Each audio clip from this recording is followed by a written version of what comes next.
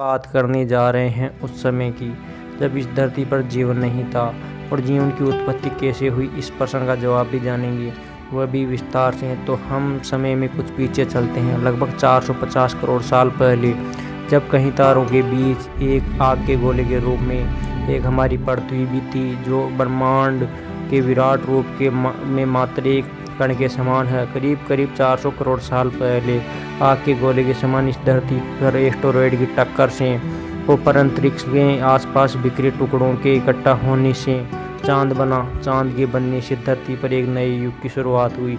यह युग धरती के हर मौसम की शुरुआत का युग था। चांद धरती को स्थिर रखता है और इसके मौसम को भी बनाए रखता है।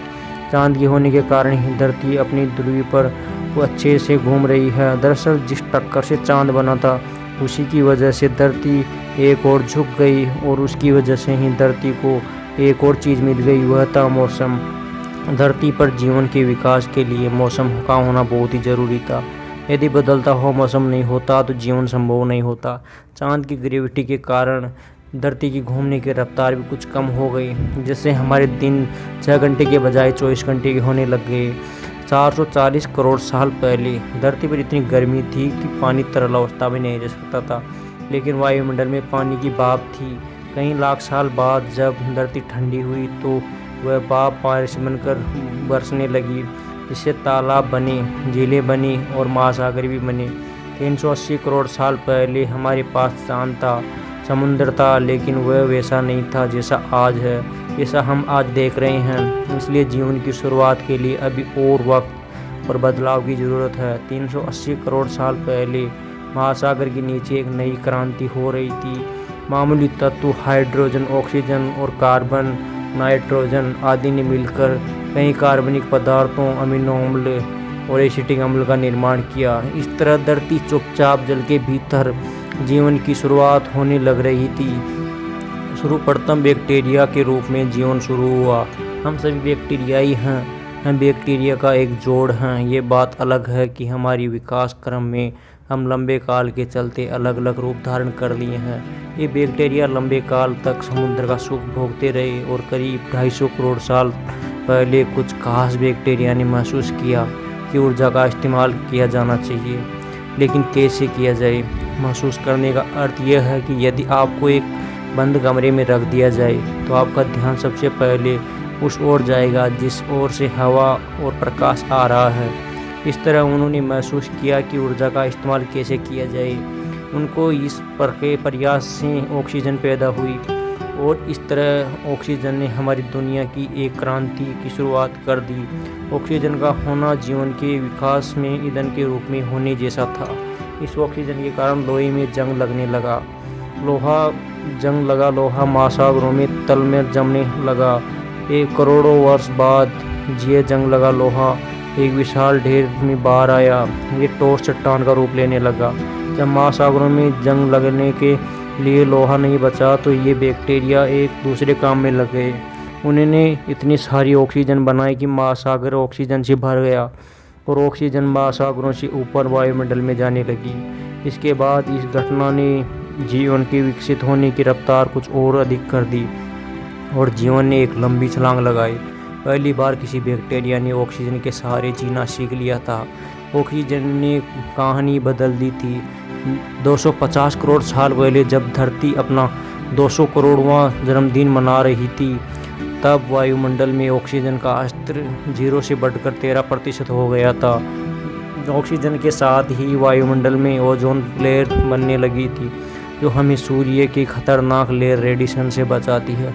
ये लेयर ऑक्सीजन पर सूर्य की अल्ट्रावायलेट किरणों के प्रभाव से बनी थी, जो O2 से O3 में बदल गई थी।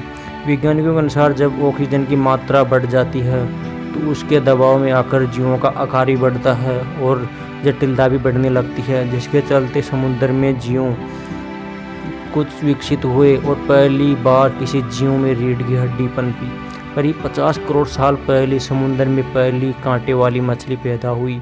ये मछली हमारी पूर्वज है। असल में आज के सारे रीढ़ के हड्डी वाले जीव इन मछलियों के आधारभूत ढांचे पर ही बने हैं। ऑक्सीजन के कारण धरती पर जल से निकलकर पौधे सबसे पहले आगे बढ़े। करीब 40 करोड़ साल पहले एक जीव भी आगे बढ़ने की कोशिश तैयार हो गए थे, और एक मछली जिसने पानी से के बाहर निकलने की ठानी, क्योंकि समुद्र में जीवों की संख्या अधिक होने से भोजन का अभाव को देखते हुए सबसे पहले धरती पर फैलने के क्रम में सबसे पहले महासागरों से बाहर आए एम्फिशियंस अर्थात उभयचर के से सरीसृप बने।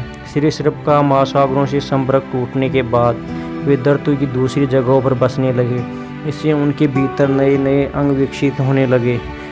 डायनासोरों का युग 30 करोड़ साल पहले जीवन विशाल हरे भरे दलदलों में पल रहा था, लेकिन दलदल में एक नई क्रांति हो रही थी। वहाँ पौधों के बीच मौत हो रही थी जो वहीं दफन हो जाते थे। उन पौधों की ऊर्जा से कोयला बनने लगा। 25 करोड़ साल पहले एक तबाही आई, एक ज्वालामुखी विस्फोट हुआ, और विस्फोट के से जो भूकंप आया उसकी वजह से कुछ और ज्वालामुखी विस्फोट हुए और वायुमंडल में कार्बन डाइऑक्साइड भर गई। इसकी घटना से अलग अलग जो जीवों का विकास शुरू हुआ था वह थम गया। धरती पर रहने वाली 70% प्रजातियां खत्म हो गई। धरती पर ऐसे विनाश तो होते आए हैं जिसके चलते धरती पर से सबसे अहम प्रजाति तो खत्म हो ही गई थी। इसके बाद अगले 16 करोड़ साल तक डायनासोर धरती पर राज करते रहे।